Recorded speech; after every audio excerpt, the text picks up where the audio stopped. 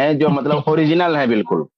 تو جو منہجی تحریکی ہیں جو بالکل اوریجنل ہے، ہارڈ کور تحریکی، یہ بیسیکلی انہی کی فکر ہے.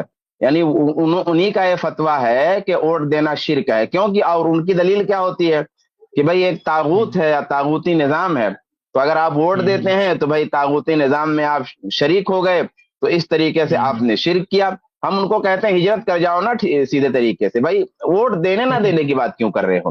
جب اتنا بڑا مسئلہ ہے تم کو اور اتنا زیادہ تم نصوص کا فہم رکھتے ہو اور اس کے ظواہر پہ چلتے ہو، تو پھر ہجرت کر جاؤ. ضرورت نہیں ہے ملک میں رہنے کی، ممالک میں رہنے کی جہاں پر مسلمین کا نظام ہو، تو وہاں مت رہو، ہجرت کر جاؤ، ایسے ملک میں جاؤ. لیکن ان لوگوں کا مسئلہ یہ ہے کہ یہ جو ہے اقلیت میں یعنی غیر مسلموں کے درمیان اقلیت میں بھی یہ فساد کریں گے، اور جب مسلم ملکوں میں جائیں گے تو وہاں بھی فساد کریں گے، وہاں بھی اسلامی اور مسلم کی تفریق کریں گے، اور کوئی اسلامی ملک ہو تو وہاں بھی فساد کریں گے. یعنی یہ جو سوچ رکھنے والے ہیں ان کا فساد کہیں تھمتا نہیں. تو جو اکا دکا اس وقت موجود ہے کہیں کہیں، اور یہ فکر جو پیش کرتے ہیں، اصل میں ان کے جو ہے بقایا صالحات میں سے لوگ ہیں. ہاں، یہ ان کے سلف ہیں جو باقی رہ گئے ہیں اور یہ فکر پیش کرتے رہتے ہیں، تو انہی لوگوں میں سے ہیں. جی. حالانکہ نصوص ہی کا معاملہ دیکھیں تو آپ جیسے قرآن مجید کے اندر حضرت یوسف علیہ السلام کا قصہ آپ دیکھیں. یوسف علیہ السلام کے زمانے کا جو بادشاہ تھا وہ کافر تھا. دین الملک باقاعدہ قرآن مجید میں اس کی صراحت ہے کہ وہ بادشاہ جو ہے مسلمان نہیں ہوا تھا، اس کا دین حضرت یوسف علیہ السلام کے دین سے الگ تھا. لیکن اس پورے نظام کے اندر حضرت یوسف نے یہ سمجھا کہ اگر وہ کوئی عہدہ اور منصب لیں گے تو اللہ تعالیٰ کے بندوں کو ایک نقصان سے بچا سکتے ہیں، اور اللہ تعالیٰ نے جو خیر ان کے اندر رکھا ہے اس خیر سے فائدہ پہنچا سکتے ہیں. تو نہ صرف یہ کہ انہوں نے اس میں حصہ لیا بلکہ ایک عہدہ طلب کیا. حضرت یوسف علیہ السلام نے کہا اجعلنی علی خزائن الارض، کہ مجھے آپ زمین کے خزانوں پر نگراں بنا دیں. بادشاہ سے کہا. حالانکہ پورا نظام جو ہے وہ غیر مسلم نظام تھا. خود اللہ کے نبی صلی اللہ علیہ وسلم کا معاملہ یہ دیکھیں کہ اللہ کے نبی صلی اللہ علیہ وسلم مکہ کے دور میں جب اللہ کے نبی صلی اللہ علیہ وسلم تھے تو مسلمانوں کے پاس حکومت نہیں تھی، قیادت پوری کافروں کے ہاتھ میں تھی. لیکن اس نظام سے جہاں اللہ کے نبی صلی اللہ علیہ وسلم کے لیے ممکن ہوا تعاون لینا، وہاں اللہ کے نبی صلی اللہ علیہ وسلم نے تعاون لیا. طائف جس سب اللہ کے نبی صلی اللہ علیہ وسلم لوٹے، اور اللہ کے نبی صلی اللہ علیہ وسلم کو اس بات کا خوف تھا کیونکہ اب جو ہے وہ ابو طالب بھی پشت پناہی کے لیے موجود نہیں تھے، اور اس بات کا خوف تھا کہ مکہ والے جری ہو جائیں گے.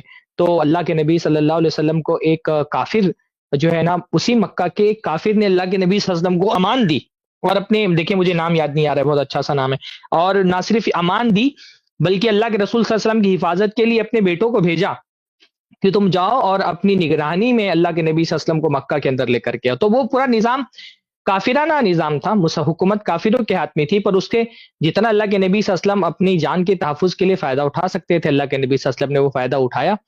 تو ہمیشہ نہ مصلحتیں دیکھنی چاہیے کہ مصلحتیں کیا ہیں، اور اہل علم کی طرف دیکھنا چاہیے. ایسے جو چھوٹبھئیے قسم کے لوگ ہوتے ہیں جو جذباتی انداز میں بات کرتے ہیں اتنے بڑے بڑے مسائل، مطلب یہ کوئی چھوٹا مسئلہ نہیں ہے کہ ہندوستان میں مسلمانوں کو ووٹ دینا چاہیے کہ نہیں دینا چاہیے. یہ بہت بڑا مسئلہ ہے، اس کے ساتھ ہماری بہت ساری مصلحتیں جڑی ہوئی ہیں. تو ایسے معاملات میں چھوٹے لوگوں کو بولنا ہی نہیں چاہیے، خاموش رہنا چاہیے. اللہ کے نبی صلی اللہ علیہ وسلم نے اس لیے فرمایا نا کہ قیامت کے قریب ایک دور ایسا آئے گا یتکلم فیہ روی بذا، کہ اس دور میں روئے بزا گفتگو کرنے لگیں گے.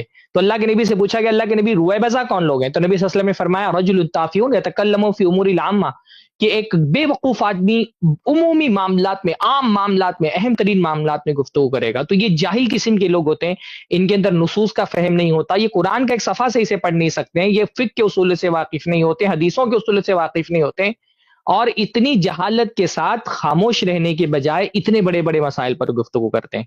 تو یہ فتنہ ہے، اور ایسے لوگوں کو خاموش رکھنا چاہیے. یہ ایک طرح سے امت کی ذمہ داری ہے. جیسے بعض سلف کہا کرتے تھے نا، لو سکت من لا یعلم لسکت الخلاف، جو نہیں جانتے ہیں اگر وہ خاموش رہنے لگے تو اختلاف ختم ہو جائے.